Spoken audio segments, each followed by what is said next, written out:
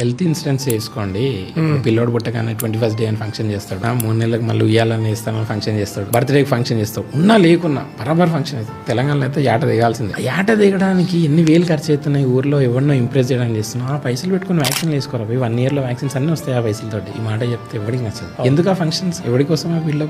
ఏదేమైనా కానీ ఫంక్షన్ చేయాల్సిందే. ఈ అనవసరమైన వాటికి పోయే బదులు ఈ డబ్బులు కూడా పెట్టుకొని పిల్లలకి హెల్త్ ఇన్సూరెన్స్ కట్టు, పనికొస్తుంది కదా. I'm from well to do family. ఇప్పటి వరకు నా అబ్బాయికి బర్త్డే ఫంక్షన్ చేయలేదు. I use that money for something good. అవసరం లేదు లేనిపోని జనాలను పిలిచేసి షో ఆఫ్ చేసుకోవడం వల్ల ఏమీ రాదు. వాళ్ళు తినిపోయిన రేపటికి అయిపోయింది. ఏం పర్పస్ సర్వ్ అవుతుంది. ఇప్పుడు నువ్వు తిండి పెట్టేది అట్లీస్ట్ అన్నదానం కూడా కాదు కదా, నీ చుట్టాలు కదా, వాడికి ఇంట్లో తినలేదా, ఎందుకు చేసుకుంటావు ఫంక్షన్?